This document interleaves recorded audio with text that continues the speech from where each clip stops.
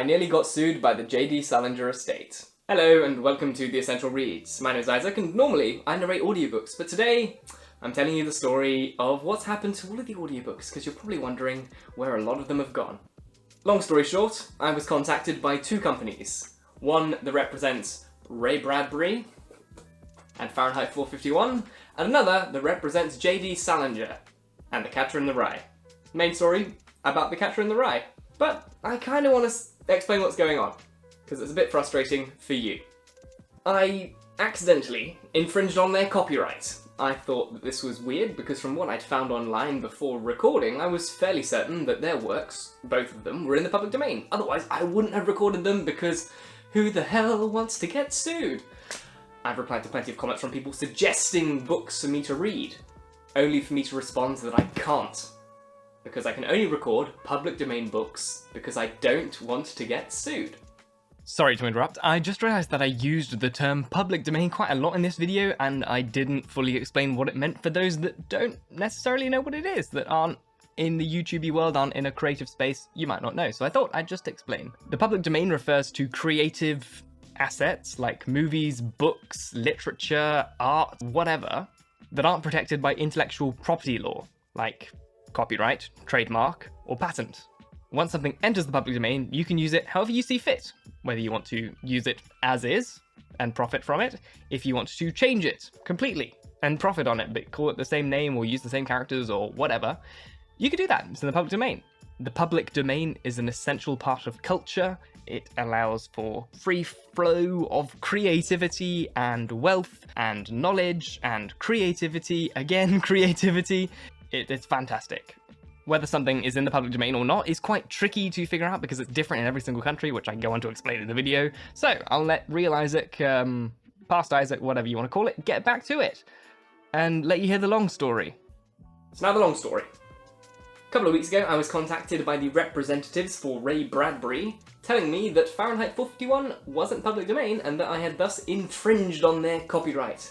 And also that there is an exclusivity contract with Audible, an alleged monopoly in the audiobook sector that's controlled by Amazon, again, an alleged monopoly. They understood, thankfully, that I made a mistake. I believed the book was in the public domain, and it wasn't, and they removed the copyright strike from my channel, thankfully.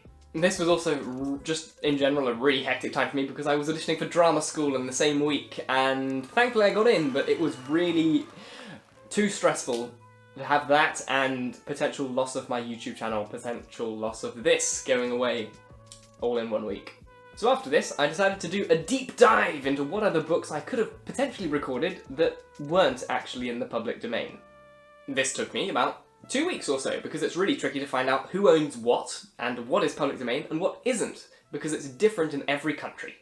For example, George Orwell and his books like Animal Farm 1984, which you can find on the channel, which I'm going to be re-recording 1984 because it's a bit outdated, my recording, and I want to give you guys the best version. But also books like La Roge to Wigan Pier, they're all in the public domain. In the UK and Europe, but not in the USA. But I found out that some other books that I'd also recorded were not in the public domain, and I started to delete them. Of Mice and Men, The Grapes of Wrath by John Steinbeck, One Flew Over the Cuckoo's Nest by Ken Kesey. And before I could remove it on a Wednesday, I was given 6 copyright strikes from a huge American law firm that I won't be naming, that represents authors and artists and the like. And they told me that J.D. Salinger is not public domain, and that by making an audiobook of The Catcher in the Rye for you guys, I'd infringed on their copyright. For those that don't know, YouTube is an American company, owned by Google, based out of Ireland for tax reasons. And that also means that their legal foundations are built on the American legal system. The United States is a weird country obsessed with guns, money, and sports that very few countries bar them play. Because of this, the United States also decided it'd be a great idea to incorporate sports into their legal system. I'll do it in the American way. 3-strike laws, also known as habitual offender laws, have been in place since around 1952. And they mean that when a defendant with 2 strikes or priors commits a 3rd offence or gets a 3rd strike, they're out, and they face a minimum of 25 years in prison. 3 strikes and you're out. YouTube adopted this rule, and if you have 3 copyright strikes against your channel at the same time, your channel will be deleted in around 1 week. It's 7 days. That's it. Unless the strikes are dropped, you lose your channel in 1 week. Something that can be done only by the people who put the strike in place. YouTube also stays very far away from the legal side by saying that they are just a hosting platform and that the creators who upload videos are responsible for any legal repercussions. This protects YouTube quite a bit. But because YouTube stays away from anything legal, it also means that creators get no warning before receiving a strike, which has led to many false claims. There's nothing in place to protect creators from false claims, which happens all of the time to big creators, causing them to lose money, have videos deleted, and in general cause a ton of stress. H3H3, Markiplier, Obi Raids, The Fat Rat, and many more have fallen victim to this. Literally yesterday, at the time of recording, Warner Brothers copyright struck thousands of channels for reacting to the Minecraft the Movie trailer, and a lot of the YouTubers involved provided criticisms and positive notes and takes and all these sorts of things that can classify these videos as fair use. Minecraft YouTuber Ollie, or Mumbo Jumbo, tweeted about the issue, and thankfully it's now been resolved, but if he didn't go to Twitter with his big platform, as well as the likes of DocM77, another Minecraft YouTuber, and I'm assuming a couple of other big ones, these strikes would probably be up. Fair use permits a party to use a copyrighted work without the copyright owner's permission for purposes such as criticism, comment, news reporting, teaching, scholarship, or research. Now my case isn't like this. The claims against my channel were legitimate, and I really messed up. I should have been more diligent, and I shouldn't have believed what I read online. So I was given 7 days to try and sort out the issues, or my YouTube channel, The Essential Reads, would be deleted forever. So I contacted the law firm, because I was thankfully provided with their email. When you receive a strike, it says who did it, which is great.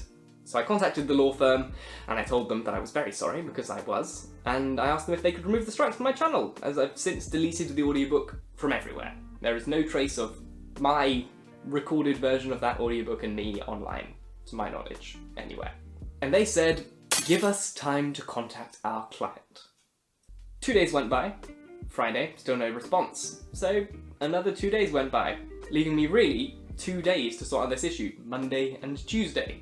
On Monday, I received a message saying that they aren't going to follow through on the issue, as I deleted everything, and asked how they could remove the strikes, which was great. I was hoping to have a sigh of relief that early on in my week, but it didn't quite go that way. I told them how to remove the strikes, and they replied that the only option they're given is to say that the strikes were made by error, and they weren't going to do this because they're a law firm and they can't lie and say that it was an error if it wasn't. And it wasn't. I made a mistake.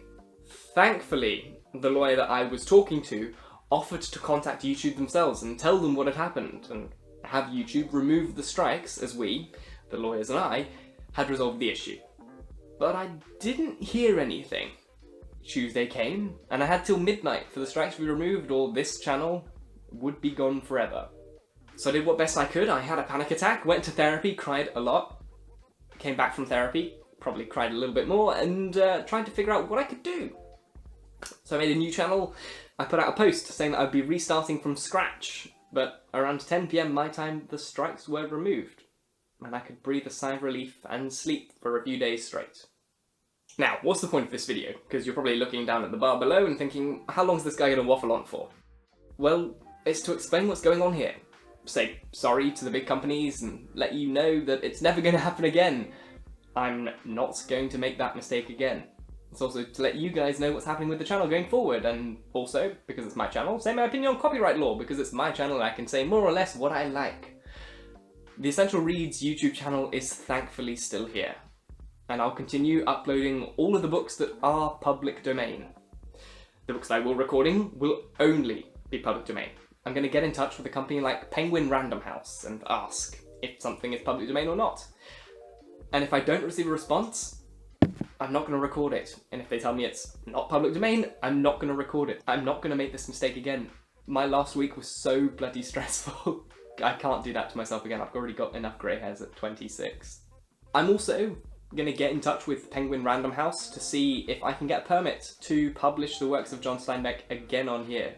Because you guys pretty much all have to read these books in school, and they're also, for me as a creator, a very big audience pull, meaning that I can make more money for rent and get more eyes on the channel, which is great. If you want to help me out by donating to the show, though, the Ko-Fi link's in the description box, or by means of a super thanks on YouTube, that would be great, because rent is expensive, and like I said, I've had to delete quite a lot of the big attraction audiobooks from my channel.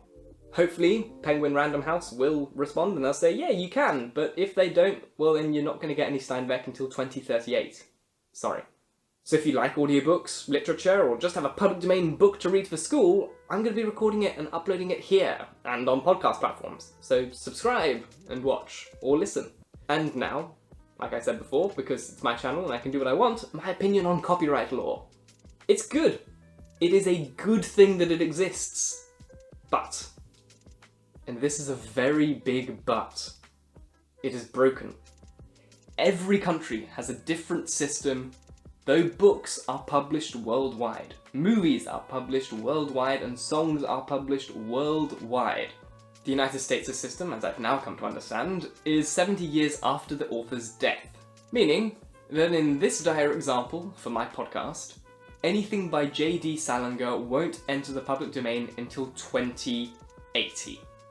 So The Catcher in the Rye, a book which was published in 1951, won't become public domain until it is 129 years old.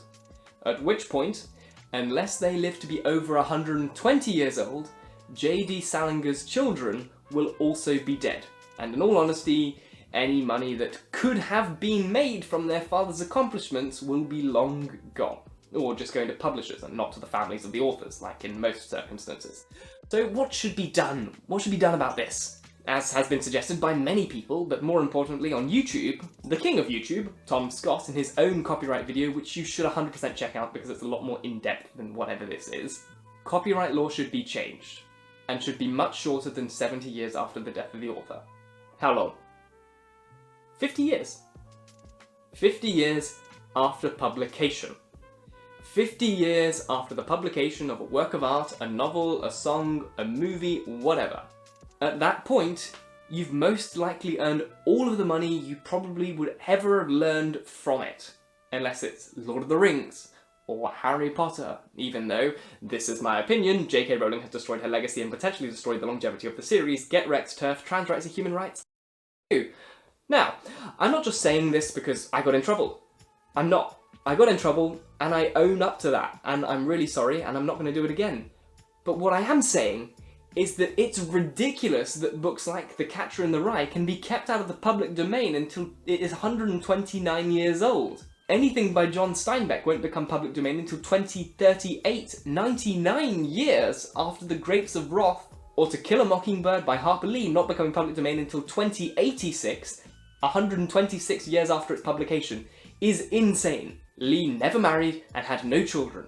The only people earning money from this copyright are fat cat publishing companies going after people like me. Not Lee's children. For another 62 years. Artists will have made as much money as they probably could have from their work 50 years after publication. And the books that have made them popular and rich will then be made available to everyone so that they can appreciate their work and adapt however they see fit. Because that is what keeps creativity going.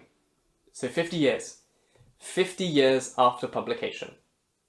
Just before I round up the video, I've probably mispronounced Salinger a couple of times. I know it's supposed to be with a j sound and not a g sound. It's supposed to be Salinger, not Salinger. But I just don't care. And in any case, he's dead.